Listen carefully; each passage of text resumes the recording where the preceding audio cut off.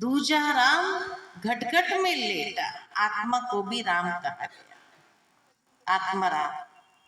और तीसरा राम जगत से न्यारा, परमात्मा को भी राम कहा गया। तो तीन राम दिखाते हैं शास्त्रों के अंदर। इसी तरह दो कृष्ण दिखाते। कृष्ण का शाब्दिक अर्थ है आकृष्ट करने वाला, जो आकर्षण करता है, आकर्षणमय मूर्त।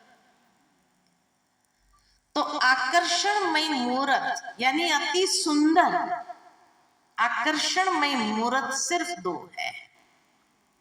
एक श्री कृष्ण के लिए कहते हैं आकृष्ट करने वाला कृष्ण, अति सुंदरमय मूर्त, और दूसरा शिव को कहेंगे अति सुंदर आकृष्ट करने वाली मूर्त। इसीलिए शिव के साथ लिखते हैं सत्यम शिवम सुंदरम, जो अति सुंदर है, आकृष्ट करने वाला, वो शिव के लिए भी कहा गया। लेकिन मनुष्य ने शिव और शंकर दोनों को मिला दिया, तो शंकर की मूर्त तो आकृष्ट करने वाली नहीं है। इसलिए समझ लिया कि गीता का ज्ञान जरूर कृष्ण ने सुनाया, क्योंकि आकृष्ट करने वाली वही मूर्त है।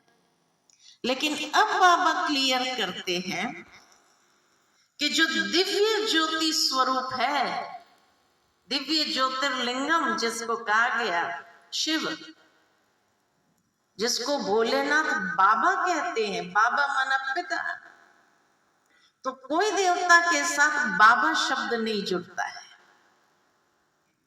तो बाबा ही तो ज्ञान देगा।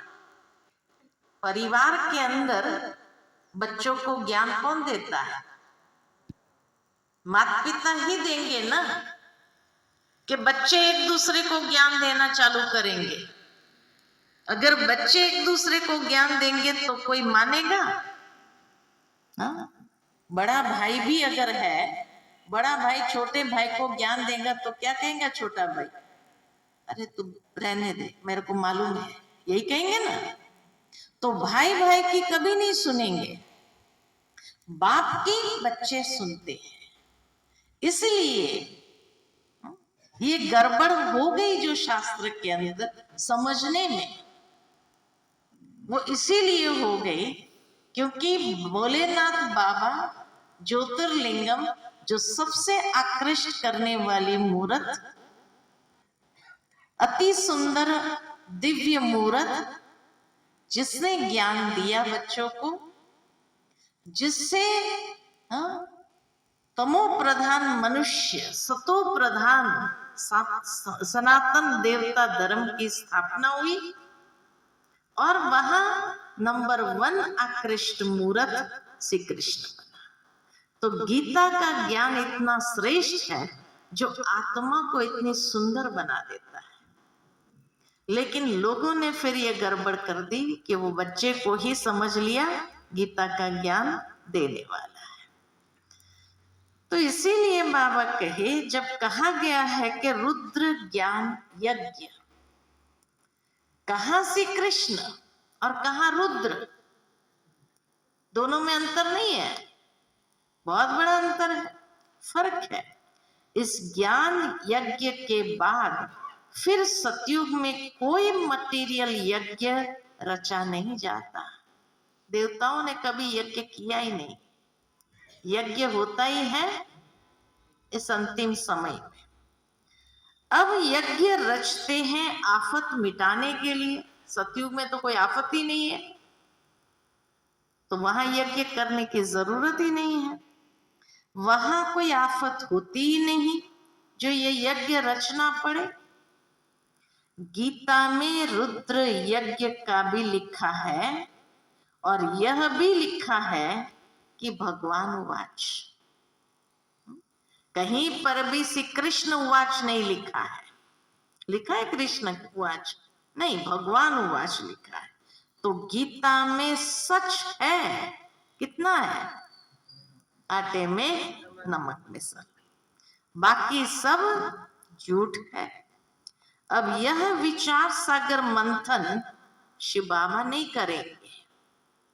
ये बातें बाबा ने सुना दी, अब उसके ऊपर हमें विचार सागर मंथन करना है ताकि हम दूसरों को समझा सके। ब्रह्मा और ब्रह्मा कुमार कुमारियों को करना है विचार सागर मंथन। किसको करना है?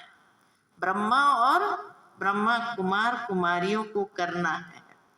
इस समय मनुष्य तो एकदम दुबन में फंसे हुए हैं। दलदल से निकलने में बड़ी मेहनत लगती है ना।